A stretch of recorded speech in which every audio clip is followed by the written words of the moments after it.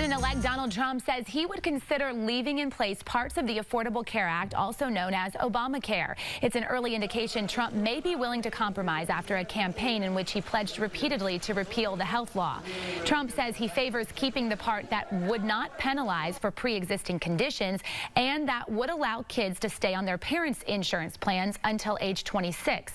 Some Republicans want to do away with it quickly, while others want to phase it out gradually. Should he compromise on Obamacare, and how will voters respond? That's our topic this half hour. As always, we like to hear from you on our Fox 26 Facebook page. We have our topics that we're going to be discussing posted for you, or on Twitter. You can always send me a tweet at Sally Mack, Fox 26. Joining us live in the newsroom today is our panel led by our Fox 26 senior legal analyst Chris Tridico, Democratic media consultant Mustafa Tamiz, and Republican strategist and public policy analyst Jackie Valley. Good morning. Good morning. All right, I know Chris is going to want to start off with an in-depth sports report. That's very right. briefly. And Sam Houston State University, the best university in Texas, did win again. Put that down.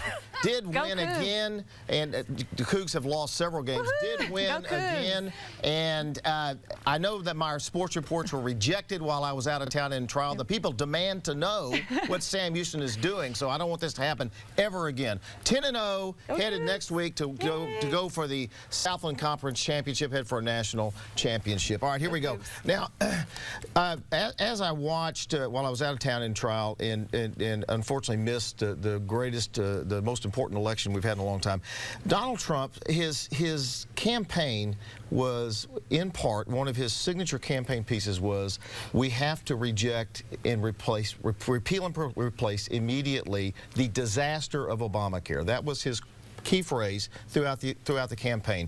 And now he tells 60 Minutes, I want to keep the 26-year-old exemption, and I like the part about pre-existing conditions, which I like those things too.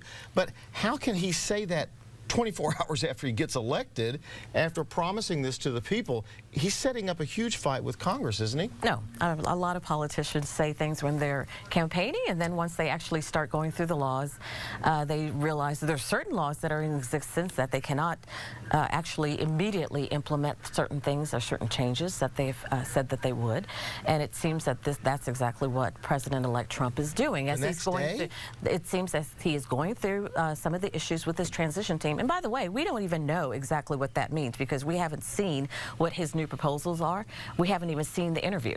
But I will say this, you will see not only with Obamacare, but other issues that he's brought up on the campaign as he's looking through these issues with this transition team and other people who are looking at policies in an in-depth way. There are some things that are going to come up that he's going to say, look, it's not going to happen as quickly as we thought. Congress has voted 50, 60 times to repeal Obamacare as it stands. Now, I'm glad Donald Trump wants to leave these two things because they're very important to the American public. But how can you run on this and then turn around literally 24 hours later and say, I want to keep these two things? Would he have won the election if he'd have campaigned on keeping those two portions of Obamacare?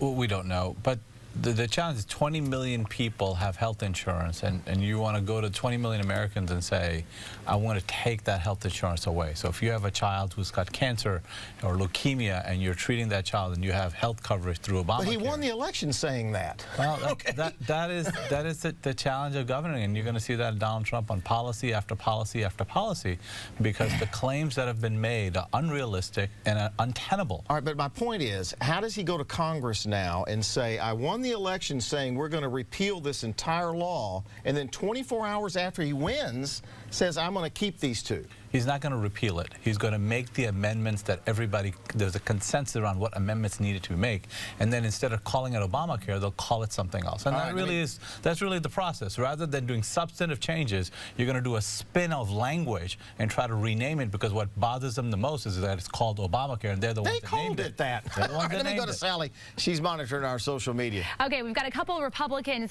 chiming in here. First, we're going to go to Kelly and see what her comment says. She says, talking talking to Donald Trump. She says, I know you won't back down from your pledge for full repeal. Please choose leaders committed to this cause. And then this one from Michelle. She says, Dear USA, please don't believe what you hear via the traditional mainstream media. Trump is keeping his word that he is going to repeal and replace. Again, in this interview, he was just talking about the two parts, about those who have pre-existing conditions and then children up to age 26, keeping them on their parents' insurance plan.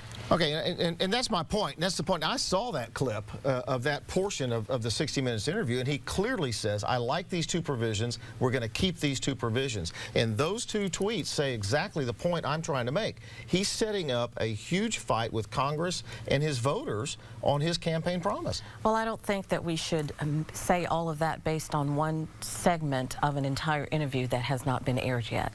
But again, isn't that what we want? We want a president to actually look at the laws and to try to implement the best portions. Absolutely. And so the fact that he's saying, look, I'm looking at the laws, I've spoken to some officials who are actually doing some in-depth research, and these are two portions that a majority of Americans feel is good. So let me ask this. You said he would have lost because you said he would have lost. No, I said would he have won. But yes, because he was running against Hillary Clinton. Let me ask this. Do you think that he, in 24 hours, studied the entire law and changed his opinion after a year of saying that he was going to repeal it? I don't think he's saying he's changed his opinion. I think what he said is, I met with the president. The president has asked me to look at some provisions. I'm going to think about it. Isn't that what you guys have been saying you want him to do? And now that he's doing it, you're slamming him. I'm not slamming anything. I'm asking you a question. Yeah. Go ahead. We're going to go. Look, I think some of these things are untenable because they're unrealistic. You're going out saying that 20 million people, I'm going to take away your health insurance, and anything you replace it with is going to look like Obamacare because it was well thought and well put together. That's the challenge that he's facing. He's going to face that on lots of other issues. All right, we're going to leave it right there. We'll be back in about 15 minutes with another really good topic. All right, we're going to be rounding up the election all morning long, so keep it right here.